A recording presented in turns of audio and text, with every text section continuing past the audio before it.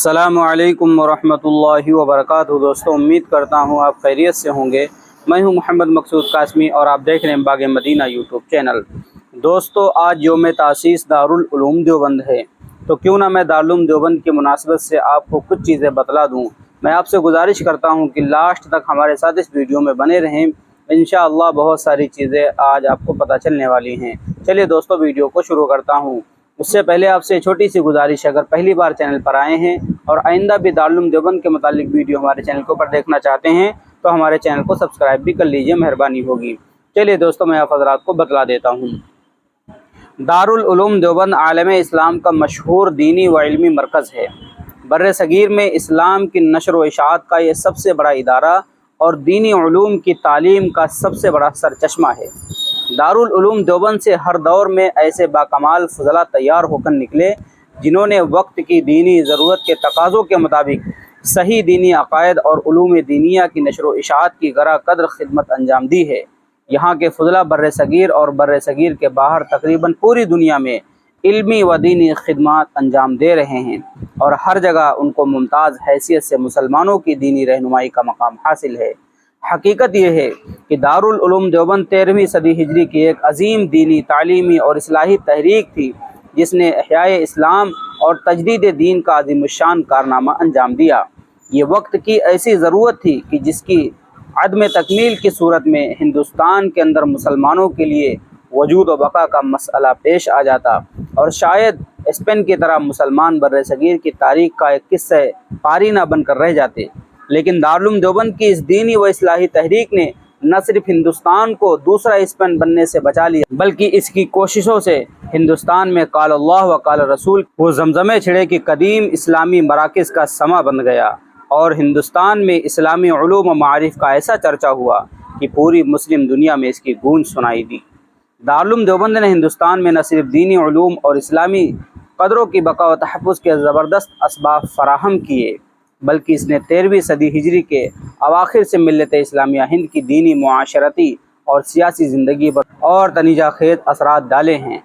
1857 ईस्वी के हंगामे इनकलाब में शिकस्त खाकर मुसलमानों पर बहुत पज़मुर्दगी और बड़ी क़नूतियत तारी हो चुकी थी। उस वक्त मुसलमानों के इल्मी और तहज़ीबी फ़िज़ा में हौलनाक सन्नाटा छा गया था। अगर उस वक्त दारुल उलूम कायम होकर मशअल राह ना बनता तो नहीं कहा जा सकता कि हिंदुस्तानी मुसलमानों की तारीख़ क्या होती।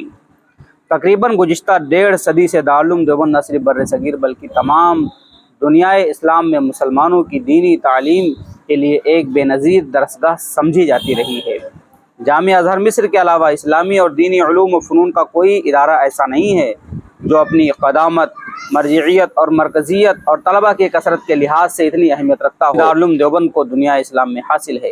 हिंदुस्तान के इस छोटे से कस्बे में दारुल उलूम की बुनियाद कुछ ऐसे बुज़ुर्गों के मुक़द्दस हाथों से रखी गई जिनके इखलास की बरकत से बहुत थोड़े अरसे में इसकी इल्मी अज़मत दुनिया इस्लाम में कायम हो गई और ये इस्लामी दुनिया की निहायत हरदिल अज़ीज़ दरसगाह समझी जाने लगी और ममालिक इस्लामिया के तालिबान इल्म दारुल उलूम देवबंद में उलूम व फ़नून की तलब व तहक़ीक़ के लिए जमा होने लगे। आज बर्र सगीर के तूल व अर्ज़ में जो दीनी व इल्मी शख्सियात नज़र आती हैं उनकी बड़ी तादाद इसी दरिया इल्म से सैराब हुई है और बड़े बड़े नामवर उलमा ने इसी दरसगाह में जानवे इल्मिस्तह किए हैं।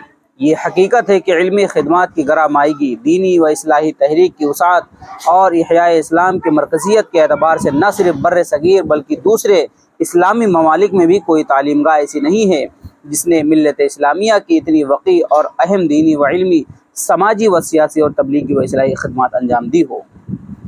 उलमाए देवबंद के दीनी व इल्मी, तबलीगी व तसनीफ़ी कारनामों का बर्र सगीर में ही नहीं बल्कि दूसरे इस्लामी ममालिक में भी बारहा एतराफ़ किया गया। खुसूसन इरशाद व तरबियत और तदरीस व तबलीग के मैदानों में ये सबसे आगे नज़र आते हैं। दारुल उलूम के वलगले से अफ़गानिस्तान और बुखारा, समरकंद तक की इल्मी मजलिसें गूंज उठी। ये एक मुस्तनद तारीख़ी हकीकत है कि दारुल उलूम देवबंद का चश्मे फैज़ अपनी खुसूसियात के साथ तिश्नगान उलूम को सैराब करने में 1 सदी से ज़ायद मुद्दत से मसरूफ़ है और पूरा एशिया बल्कि सारा आलम इस चमनिस्तान नबूवत की खुशबू से महक रहा है। दारुल उलूम देवबंद की इन्हीं दीनी, इल्मी और फ़िक्री की सरगर्मियों ने इसे दुनिया इस्लाम की निगाहों का मरकज़ बना दिया है।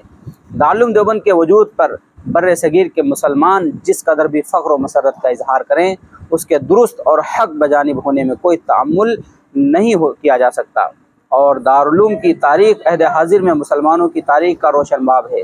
اقامت دین اور حریت فکر کی اس عظیم جدوجہد کو اسلام اور مسلمانوں کی تاریخ میں نظر انداز نہیں کیا جا سکتا۔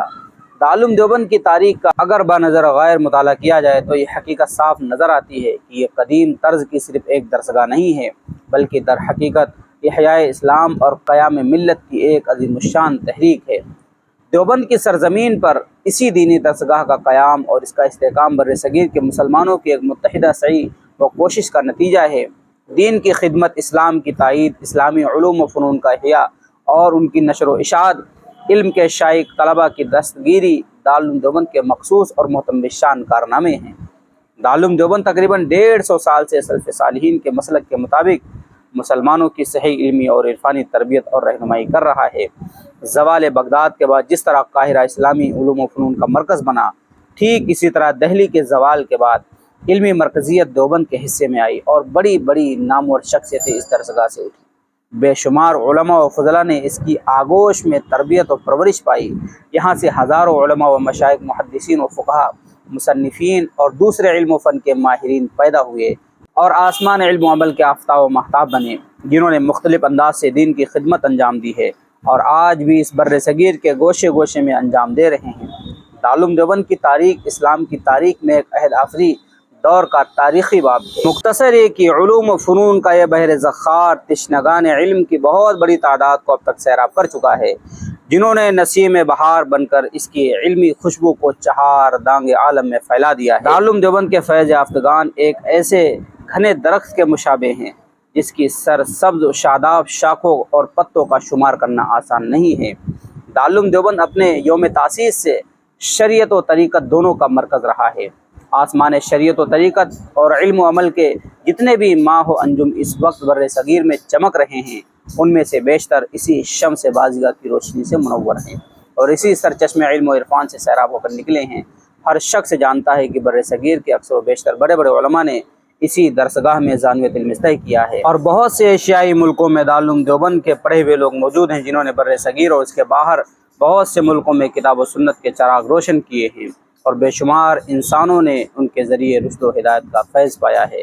دارالعلوم دیوبند صرف ایک تعلیم گاہ ہی نہیں بلکہ در حقیقت ایک تحریک ہے، ایک مکتب فکر اور ایک بحر بیکرا ہے۔ بر صغیر کے اطراف میں جس قدر دینی مدارس اس وقت موجود ہیں، ان کے اساتذہ تقریباً بلا واسطہ یا بالواسطہ دارالعلوم ہی کے فیض یافتہ ہیں، اور ہر سال سینکڑوں طلباء یہاں سے فارغ ہو کر درس و تدریس، وعظ و تبلیغ اور تصنیف و تعلیف کے ذریعے سے اشاعت دین کا فریضہ انجام دے رہے ہیں۔ یورپ، امریکہ اور افریقہ وغیرہ تک یہ سلسلہ پھیل چکا ہے۔ دارالعلوم دیوبند نے مسلمانوں کی فکر و نظر کو تازگی و پاکیزگی، قلب کو عزم و حوصلہ اور جسم کو قوت و توانائی بخشنے میں بڑا کام کیا ہے۔ اس کا فیضان عام ہے، اس سے ایسے بے شمار لوگوں نے اپنی علمی تشنگی بجھائی ہے جن کے علمی شوق کو پورا کرنے کے لیے اسباب مہیا نہ تھے۔ اسی کے ساتھ دارالعلوم کے نقش قدم پر بہت سے علمی اور دینی چشمے جاری ہو گئے ہیں، جس میں سے ہر چشمہ اپنے افادہ و فیضان کا ایک خاص دائرہ رکھتا ہے۔ یہ سب اسی نظام شمسی کے ستارے ہیں جن کی روشنی سے بر صغیر میں مسلمانوں کے علمی و دینی زندگی کا گوشہ گوشہ روشن ہے۔ ان دینی مدارس سے لاکھوں مسلمان گھرانوں کی حالت سدھر گئی ہے، مسلمانوں کا احساس کمتری دور ہوا اور ان کی بدولت ملت کو ایسے بے شمار افراد میسر آ گئے جنہوں نے حالات اور وقت کے مطابق زندگی کے مختلف گوشوں میں مسلمانوں کی رہنمائی کی۔ جہاں جہاں دارالعلوم کے نقش قدم پر قائم ہونے والے دینی مدارس صحیح خطوط پر سرگرم عمل ہیں، وہاں اسلام کی حیثیت اور مسلمانوں کی ملی خصوصیات بڑی حد تک محفوظ ہیں۔ دارالعلوم دیوبند نے بر صغیر کے مسلمانوں کی دینی زندگی میں ان کو ممتاز مقام پر پہنچانے کا بہت بڑا کارنامہ انجام دیا ہے۔ یہ نہ صرف ایک بین الاقوامی تعلیمی ادارہ ہے بلکہ ذہنی نشو و نما، تہذیبی ارتقاء اور ملی حوصلہ مندیوں کا ایک ایسا مرکز بھی ہے جس کے صحیح علم اور بلند کردار پر مسلمانوں کو ہمیشہ بھروسہ اور فخر رہا ہے۔ جس طرح عربوں نے ایک زمانے میں یونانیوں کے علم و فنون کو ضائع ہونے سے بچایا، اسی طرح دارالعلوم دیوبند نے اس زمانے میں علوم اسلامیہ کی حفاظت و ترقی اور بالخصوص علم حدیث کی جو گراں قدر خدمات انجام دی ہیں، وہ اسلام کی علمی تاریخ میں ایک عظیم کارنامے کی حیثیت رکھتی ہے۔ ماخذ تاریخ دارالعلوم دیوبند، مرتبہ سید محبوب رضوی، جلد اول، صفحہ 58 تا 62 440۔ دوستو یہ تھی کچھ दारुल देवबंद की मुनासिबत से तहरीर जो मैंने आप हज़रात को पढ़ करके सुनाई। शायद वीडियो लंबी हो गई, लेकिन जो चीज़ें आप हज़रात को शायद इससे पहले ना पता थी वो आज ज़रूर पता चल गई होंगी। उम्मीद करता हूँ दोस्तों वीडियो आपको पसंद आई होगी। अगर पसंद आई है तो हमारे चैनल को सब्सक्राइब भी कर सकते हैं। चलिए दोस्तों, फिर मिलते हैं इंशाअल्लाह जल्दी किसी नए वीडियो में किसी नए टॉपिक के साथ। अस्सलाम वालेकुम व रहमतुल्लाहि व बरकातुहू।